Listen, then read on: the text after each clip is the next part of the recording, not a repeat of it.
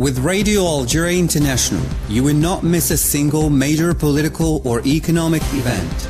Radio Algeria International, our voice in the world.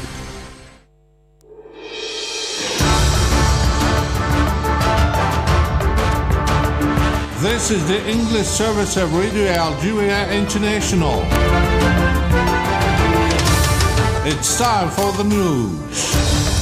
At Algeria's request, the members of the United Nations Security Council held today an emergency meeting on the Palestinian question to discuss the decision of the International Court of Justice.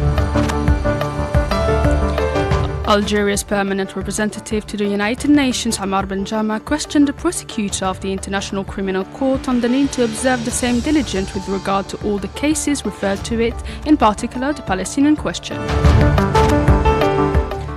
The UN Security Council members have expressed concern about the deteriorating humanitarian situation in the besieged Gaza Strip. Those were the major developments, now the full news edition.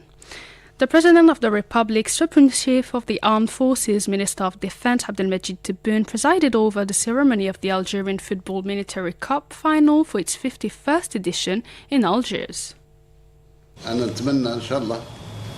باش النخبة الرياضية تاعنا كانت عسكرية أو مدنية ترفع الراية. فيه رياضيين قويين في الملاكمة، فيه رياضيين قويين في الماراثون. شكرا مرة أخرى. الله يوفقكم. President Tebboune held the role of national military and civilian sports team, wishing them more victory and positive results that honored our country. The President of the Republic was welcomed at the center by the Army General Chief of Staff of the People's National Army, Said Shangriha, and Prime Minister Nadir Labawi. And now the proceeding of the first bilateral commission for the promotion and development of the Algerian-Tunisian border regions wound up in Algiers with the signing of a roadmap covering a number of practical mechanisms for the promotion and development of border regions. The roadmap, which crowned the proceeding of this two-day session, was signed by the Minister of Interior, Brahim Berrad, and his Tunisian counterpart, Kamel Feki, in the presence of governors from the border provinces of the two countries and representatives of sectors involved in the development of border regions. On this occasion, Brahim Berrad declared that this roadmap contained realistic and real projects, adding that the next session of the Commission would be devoted to the assessment of the rate of implementation of this project. These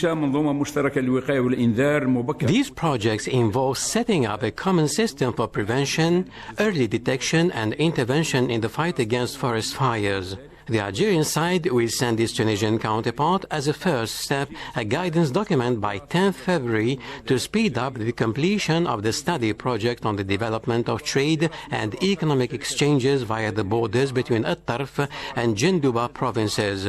The roadmap also includes the study of a project to create an Algerian-Tunisian exhibition company which will be in charge of the annual organization of a number of projects in the border provinces while contributing to the creation of a commercial dynamic along the border strip, the creation of a joint free trade zone in the regions of Talib al-Arabi and Hazwa, the launch of studies by specialized committees on the reopening of the land link between Tibissa and the town of Qasrin, as well as the relaunching of the railway line between Constantine and Hydra in Tunisia via Tibissa.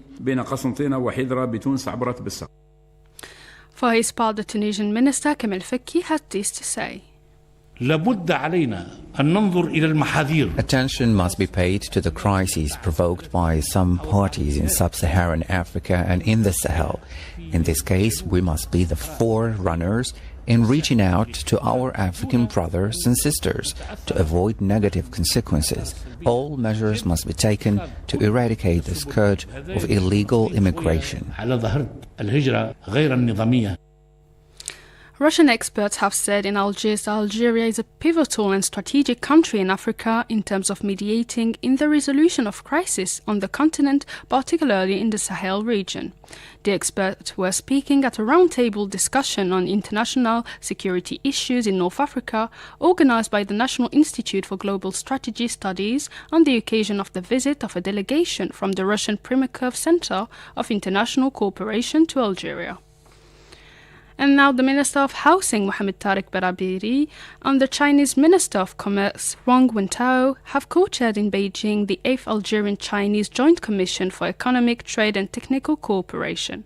The proceedings of this session provided an opportunity to review the efforts made to promote historic bilateral relations, propelled notably by the state visit made in July 2023 by the President of the Republic, Abdelmajid Tebboune, to China, the conclusions of which were very fruitful for both parties.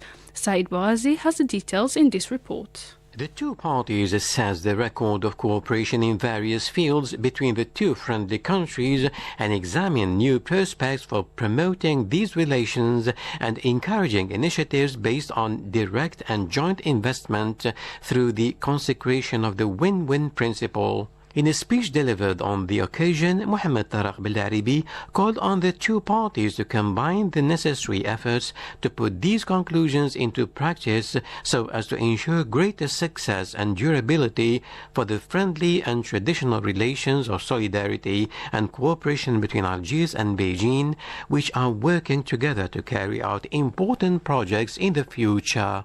The minister also expressed his satisfaction with the willingness of both parties to consolidate the bilateral legal framework through the ratification of new legal documents, which will certainly boost bilateral relations by opening up wider prospects for cooperation. The two parties also welcomed the fruitful conclusions of this session, especially as the various avenues mapped out reflect their shared desire to bring projects to fruition in the best interests of the two friendly countries and peoples, according to the press release, which recalled that the bilateral cooperation mentioned covered many vital areas such as agriculture, energy, industry, health, renewable energies, telecommunications, basic infrastructure, and the tertiary sector. The session culminated in the signing of a set of minutes that will constitute a milestone for bilateral cooperation in the years to come and an important document for materializing the aspirations of both countries, according to the ministry. The proceedings of the 8th Algerian-Chinese Joint Commission for Economic, Trade and Technical Cooperation coincides with the celebration of the 65th anniversary of the establishment of diplomatic relations between Algeria and China.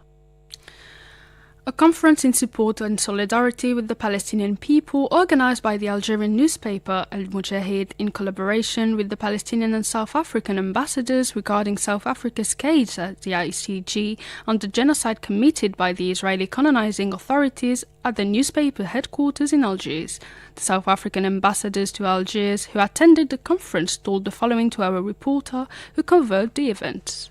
South Africa and Algeria have always been working together on a number of issues within the international system of governance, especially those that are related to the right of people to territorial integrity and independence. You will recall that even the two countries are working together in solidarity with Western Sahara. That's why even today they continue to be working together to ensure that the question of Palestine is given the necessary attendance in accordance with the international law.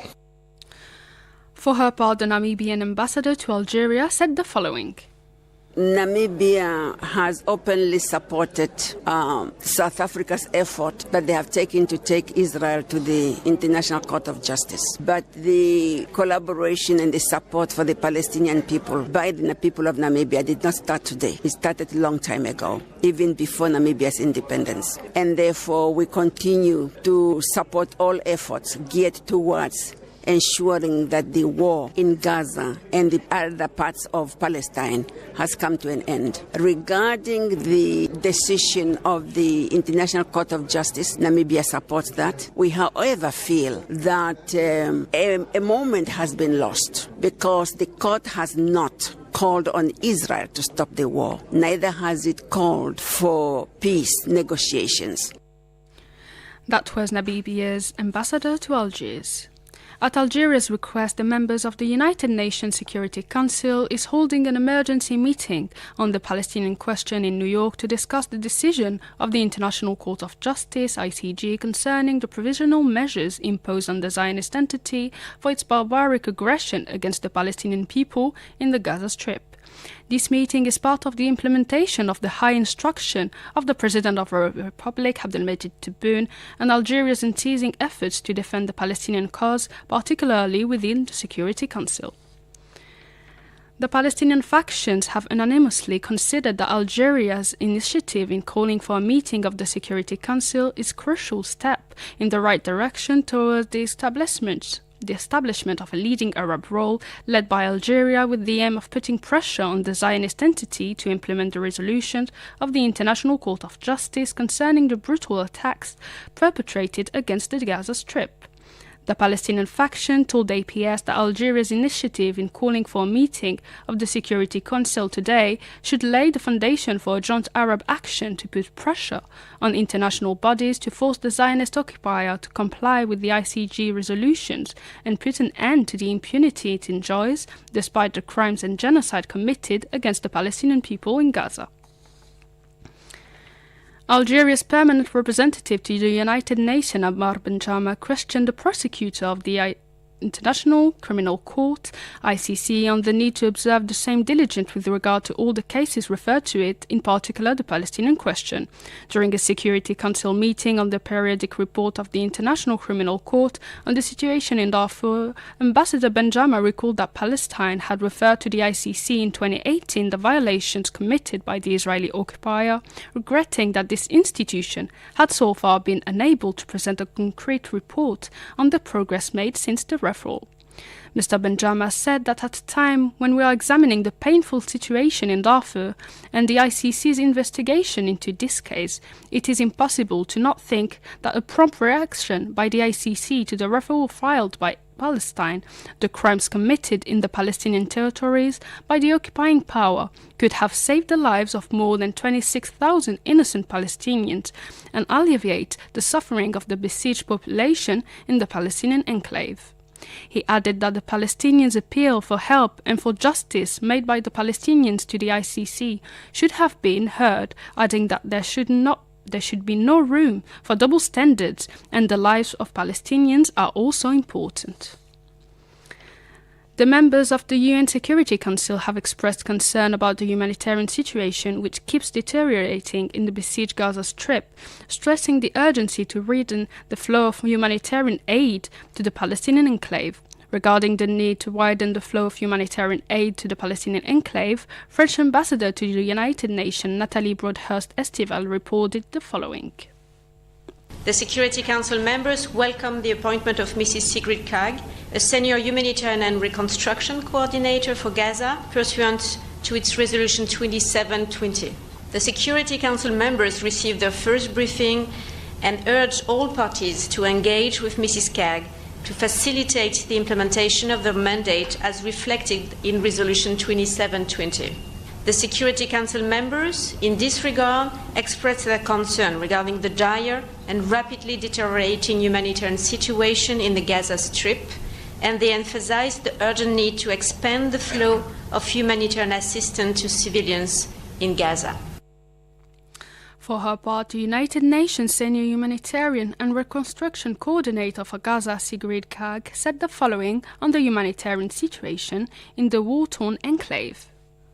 Since my appointment, as you know, I've met a high number of officials, members of the Security Council, and obviously it's always with a goal to meet the objectives of the resolution, which is expedite, facilitate and accelerate the humanitarian assistance to reach the civilian population in Gaza, and secondly, establish a UN mechanism that can actually help verify and monitor the humanitarian relief consignments for the civilian population. And it's very critical that we recognize the central role that UNRWA plays in the Gaza Strip in the delivery of humanitarian aid, and prior, of course, to the conflicts, when schools were open or the clinics were open or other facilities run by the agency, all those were services in support of the civilian population. There's no substitution for the humanitarian role that is played in Gaza. We need to all ramp up, given the totality of needs and the scale and the complexity of the crisis, but there's no substitution. This came as tens of Palestinians protested in front of the UNRWA office in Beirut, Lebanon, against the decision taken by 12 countries to suspend their funding to the UN organization.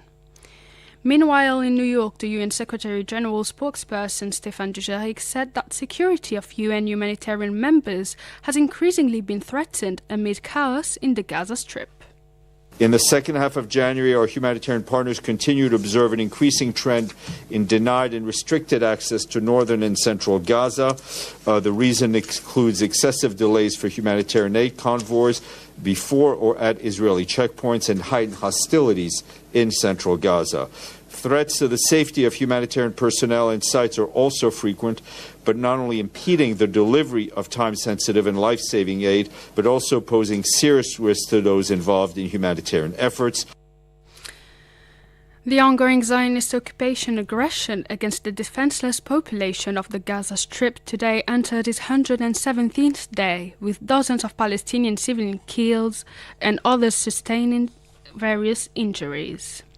And now the head of the non-governmental organization Euro-Mediterranean Human Rights Monitor, Euromed Monitor, Rami Abdo, has said that the Zionist entity is using hunger as a weapon of war to displace the inhabitants of the besieged Gaza Strip and even to kill them. The details in this report.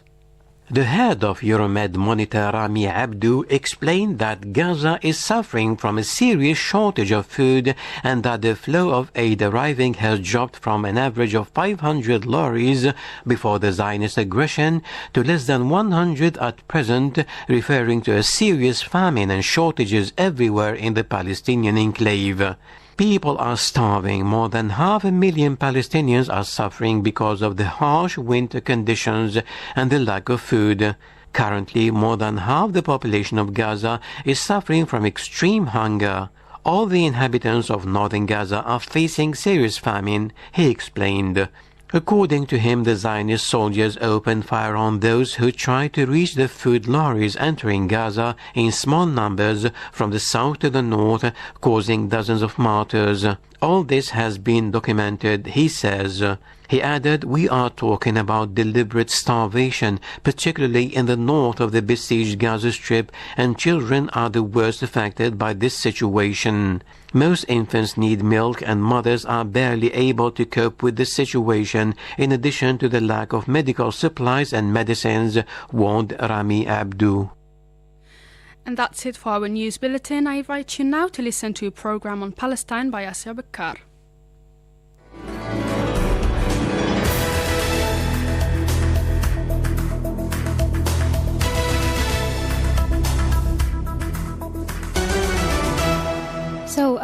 Since the beginning of the Israeli bombing of Gaza, there has been a wave of protests also against this bombing or this genocide. There are countries who decided to ban pro-Palestine protests, which gladly did not affect the determination of protesters. But what does international law say about that? The Genocide Convention in Article 1 requires everyone, quote, to prevent, unquote, genocide. Mm-hmm. And that's what the protesters are doing. They're trying to prevent genocide as required by the Genocide Convention. Sure, I praise them.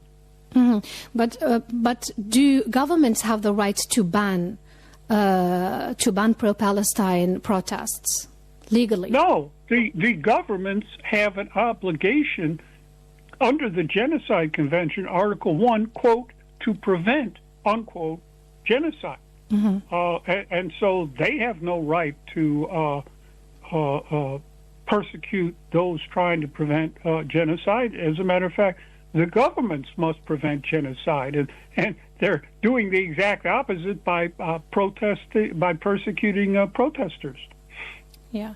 So every country in the world has its own allies that support its decisions, its political, economic orientations and policies, and this is understandable. But aren't there limits to the support in terms of international law? Well, it all depends on the circumstances. Here, we have the Genocide Convention. There are about 153 state parties, and they are all under an obligation under Article 1, quote, to prevent, unquote, genocide against the Palestinians. Mm-hmm. But in terms of supporting an ally, are there limits?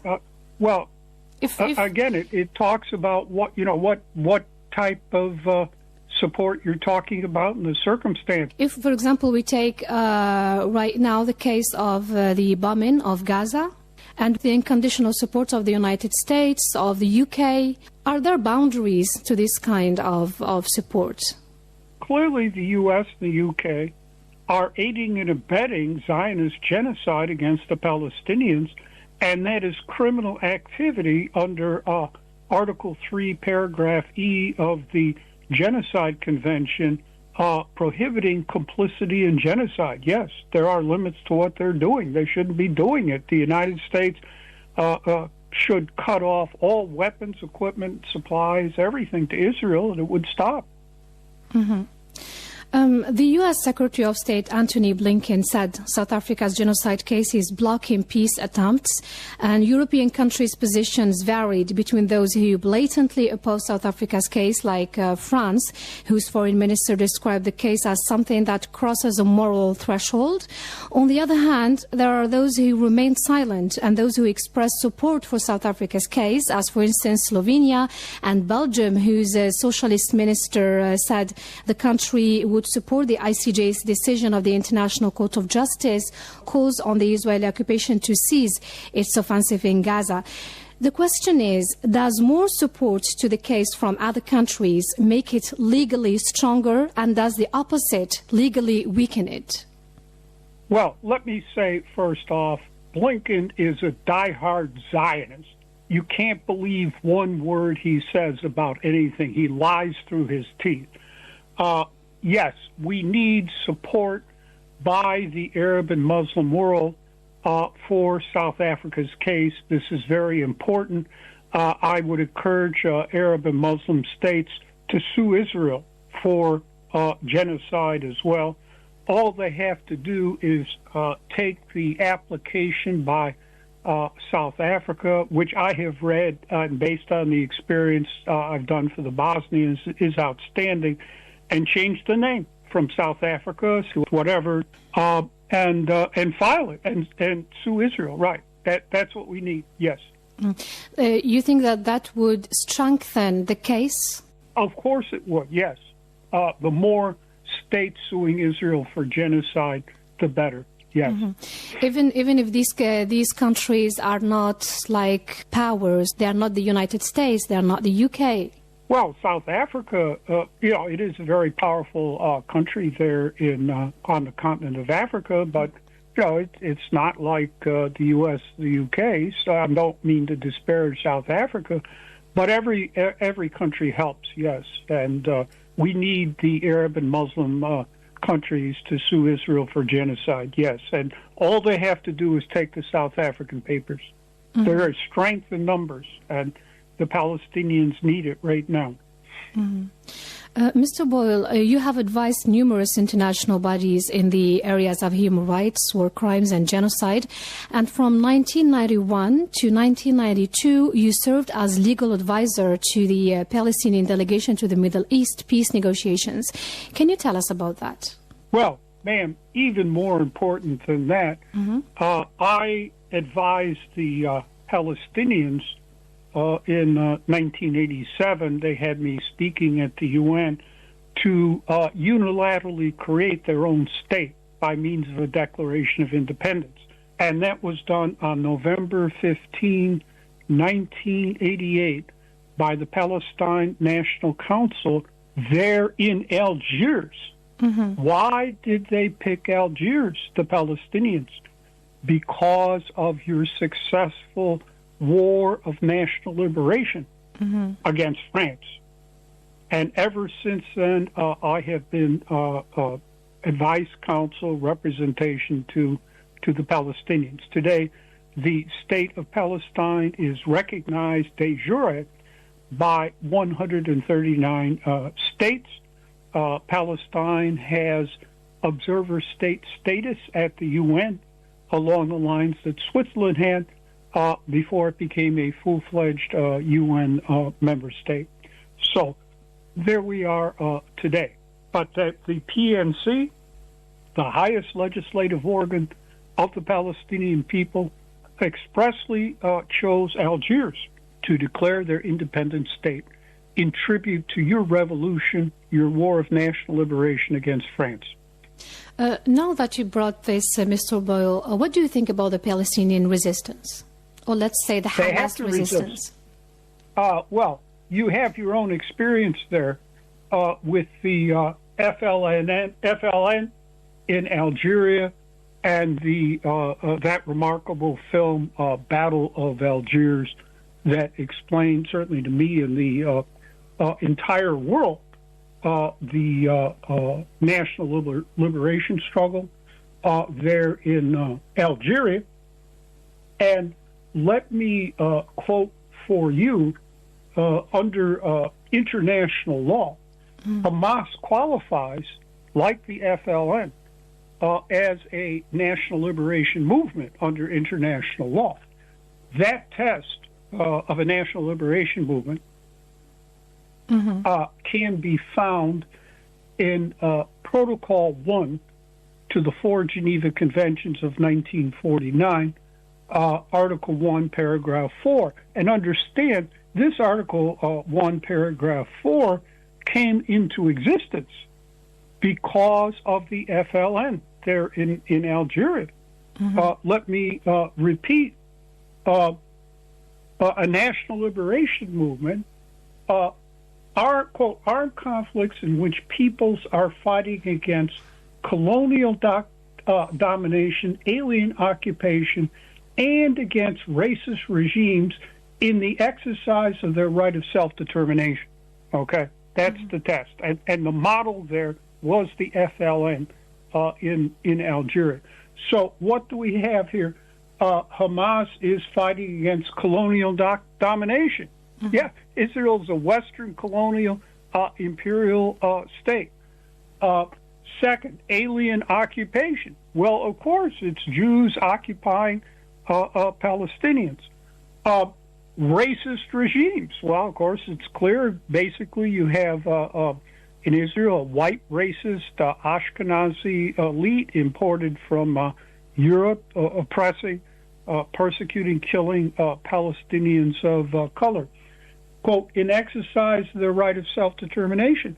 The International Court of Justice in the Israel's apartheid wall case has ruled that the Palestinians have a right of self-determination. There are numerous UN General Assembly resolutions determining that the Palestinians have a right of self-determination. So Hamas is a national liberation movement, just like the FLN was there in Algeria. Yeah, thank you. So now, regarding the future of the Palestinian cause, how do you see it in the post-bombing period, or better say, in the post-genocide period? I wish I could predict what is happening here, the future, but clearly the Zionists want to inflict a second Nakba on the Palestinians to finish off the work that they left off in 1948 with Nakba 1. And we have to stop them because they are going to expel the 2.3 million Gazans into Sinai if they can get away with it, and then they will turn to the West Bank and drive them into Jordan. So that is what confronts all humanity. So from Chicago, human rights lawyer and international law expert Francis Boyle, thank you so much for enlightening us on the legal process of South Africa's genocide case against the Israeli occupation. Thank you so much. Well, again, thank you. And, the Algerian struggle for independence inspired the entire world, including and especially the Palestinians. Thank you so much, Mr. Boyle. Sure, thank you.